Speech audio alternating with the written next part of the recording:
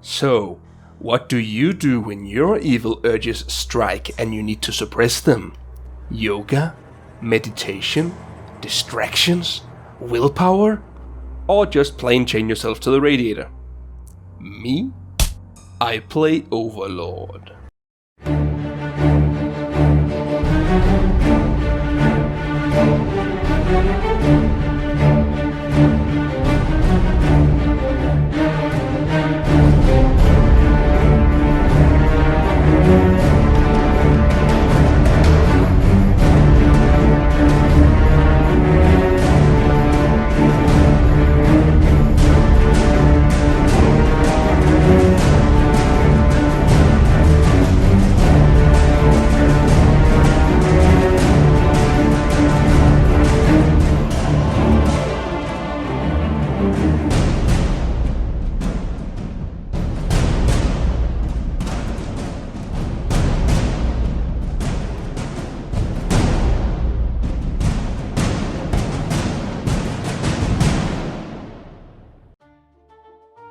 Overlord is a 2007 game released by these guys here, Triumph Studios. Ever heard of them before? I know I hadn't, but maybe that's got to do with the fact that they have only ever released 2 games, Age of Wonders and Overlord. Granted, they have released several sequels to those games, but only ever 2 titles. And what's even more amazing is how small the company is. Look, it's so cute, they have less than 15 employees. At least according to their Wikipedia page, and we all know that stuff's the fountain of truth. So how good a game can a small company like that make? Well, let's just find out, shall we? They start you off right away by introducing their game's little mascots, their minions, to you in a couple of extremely well-made animations. First time I saw this, I found myself saying, wow, this is from 2007? And then right after, I was saying, that's like 4 years ago. That's pretty impressive. Wait a minute. What? How did we get to 2016 so fast? Oh god, I feel old. Well, moving away from that, we have to decide the difficulty settings, which is either normal or legendary. Yeah, I guess when you're an evil overlord, there really is no such thing as easy or hard. You're either the stuff of legends or just some normal, boring, normal dude.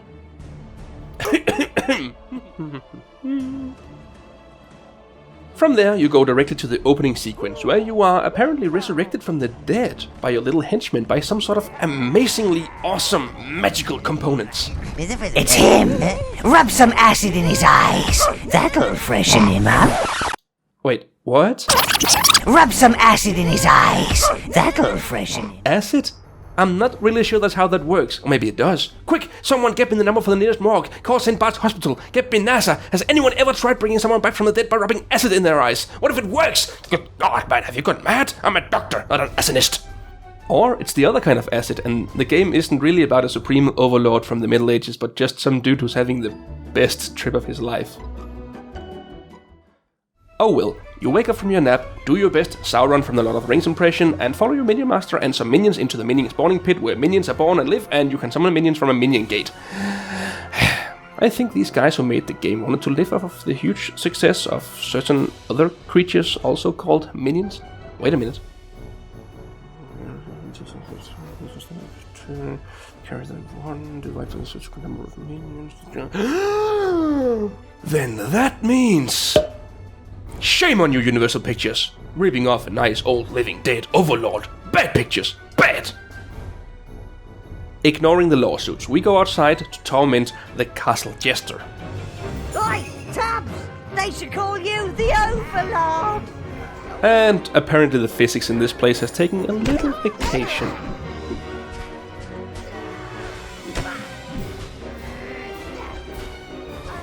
So the story of it all is that the minions need a new boss to wreak havoc on the land, and also oversee some repairs on the castle. Your throne room, sire. Alas, one cannot be a bastion of evil these days without wretched heroes lining up to prove themselves. That last lot were particularly bothersome, killing your predecessor like that. They also looted and destroyed much of the tower. But it's merely a setback for the forces of darkness, sire. You are our new Overlord! So now you have to go on an epic quest to reclaim all the items you need to rebuild the castle. And as any epic quest, it begins with the brutal murders and maiming of a flock of sheep. You actually, for the most part, control the minions. You tell them to do stuff and they do it. And I gotta say, there's something extremely satisfying about playing a game where, for once, you are not the one doing the heavy lifting. You can even have your own side business as Overlord Incorporated gardening and weed removal service. Of course, if you want anything else done than having everything in the garden smashed, you might not be so satisfied with the results. Good for weeds, not so good for flowers or pumpkins. One really well-made aspect of the game is that the minions equip the weapons and armor that they find on their way, so the more you keep the same minions, the better they become. And it's literally everything that they use, be it a rolling pin as a weapon or a pumpkin for a helmet. That also makes you think twice about actually protecting and not killing them off too often, because then you have to equip a whole new bunch of minions with better items, and that's a hassle. After having liberated the farmer from the evil halflings by destroying his farm, we venture forward onto the town of Spree. Now, wait a minute here. Spree? Okay, so you look like Sauron from the Lord of the Rings. You fight halflings who live in small houses with round doors and hallways. And the nearby village is called Spree? Oh yeah, of course, nothing suspicious about that. We'll just add an S and then nobody will be able to figure out what this really is. Moldy, keep up with the other minions. Giblet, I see you pretending to hold it with one claw. Hold your share, Gubbin, you useless sack of pus! Aww, the minion master knows all the minions' names. Wait, where have I seen that before? Looking good, Kevin. How's the family? Good? Alright. That's my Billy boy. What up, Larry? Hello, everybody. There is some irony in that the game urges you to become an evil overlord, but in the missions you go around freeing people from containment camps. Help us out! There are more prisoners over there, but they've got a big old troll guarding. Of course, all overlords need subjects to rule and terrorize. One last thing, sire. Killing innocents, and I use the term loosely, increases your corruption level. This attracts more evil energy, which increases your powers. However, this is rarely suitable for establishing a long-term evil plan. That requires people, living people. Gratitude comes with its own rewards. Well, you free the prisoners, and then after that you have to kinda kill John Goodman. Yabba dabba doo. Once that's been taken care of, you are led into the village of Spree, where they ask you if you would retrieve the food that the halflings stole from them. Yeah, I know, really evil, but you know, I just couldn't say no to this guy here. Quite a wild bunch, aren't they? Back home in Ruboria, I'm called Archibald Damius Methuselah Wobbleboard III. But folks around here just call me Archie. Wait, what? Archibald Damius Methuselah Wobbleboard III. Say that 5 times fast. Archibald Damius Methuselah Wobbleboard III. Archibald Damius Methuselah Wobbleboard III. Archibald Damius Methuselah Wobbleboard III. Ah! Oh, my tongue! Well, someone, quick, my tongue needs CPR. With a name like that, you just know he's had a rough childhood. So, I decided to help him. Not that it was an option not to, or anything. Yeah, real nice, Triumph Studios, real nice. Making a game about an evil overlord, and then you can't even decide not to help out the starving villagers. I'm gonna have to question your moral standards here. Not good, Triumph Studios, not good. Well, I guess I'll just have to make do with smashing everything in their village then. I smell roasted harfling on the breeze. What did he just say? I smell roasted halfling on the breeze. Roasted halfling? They're eating them? Well, no wonder the halflings are fighting back. Seriously, they're eating them! Now, I know I was supposed to be the evil one, but... Man! Well, yeah, I know that I suck up their entire life forces to build an army of evil henchmen to prepare for world domination, but I gotta draw the line at cannibalism. Never mind. Would you pass me a foot? Nice. You can really taste the toenail. Not bad. Well, onward to more pillaging. Is that a pumpkin in your pocket? Or are you just pleased to see me? Wait, what? Is that a pumpkin in your pocket? Or are you just pleased to see me? What is she? That doesn't even make sense. I mean, first of all, I'm wearing armor, not pants. But secondly, a pumpkin? A pumpkin? Girl, I think there's something you need to learn about basic shapes and sizes. No, that's just wrong. Just plain wrong. Now here we see someone who understands the proper use of the contents of one's pants. Wait, what? Is that guy taking a leak? That little guy's actually taking a leak. Are you seeing this? You can make them drink from the cups on the table and then after a little while, they take a leak. Now, come on, Triumph Studios. I thought this was a children's game, you see? With the evil protagonist, the cannibalism, the sexual innuendos, the killing and maiming of animals and people. You can understand why I think it's a children's game, right?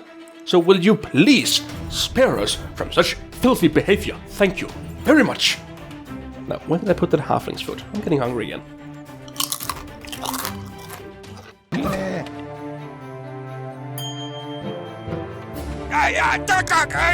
The halflings have got holes everywhere. Seal them up and stop those overgrown weevils. Hey, I resent that.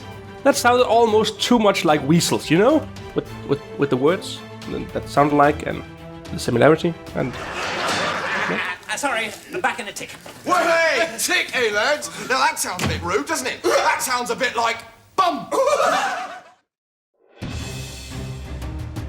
Ever since gaming has existed, there has been one crucial element that has been the backbone of the industry. Pot smashing. We have hit them with stuff. We have smashed our heads against them. We have smashed, crushed, and pulverized them. But for the first time ever, you can now smash as many pots as you want without ever laying a finger on them. By proxy, just stand there and let your minions do the job for you. Minion Pot Smashing Incorporated, because we believe in smashing the pots for you. Now, you just have to love the humor in this game. You can now control 15 minions. 15! That's double the number of brain cells in the average sheep. Alright, we got the food. Now, to bring it back to the village. Because that's the only thing we're allowed to do, right? If you could just place the food over here, Lord, we shall take it up to Spree. That food would provide you with a substantial amount of life force, sire. You could leave them the food. Just walk next to the platform and let your minions leave the food supply on it. Or if you're feeling particularly evil, why not just keep it? That is, if we dispose of the witnesses. Interesting. I think I'm going to keep it for myself.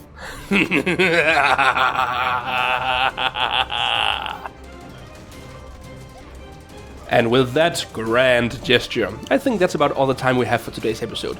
Join me next time to see what other horrors we might inflict on the unsuspecting inhabitants of Middle-earth, Spree, and the surrounding lands. If you liked this video, please let me know by giving it a like or a comment. Or, if you didn't like it, go ahead, click the dislike button. Go ahead, it's okay, go ahead. Every 100 person to leave a dislike will be entered into a raffle where the winning prize is that you get to slap me in the face as hard as you can. Of course. The loser's prize is that I get to slap you in the face as hard as I can. So... Now you have to ask yourself one question. Do I feel lucky? Well... Do ya? Punks?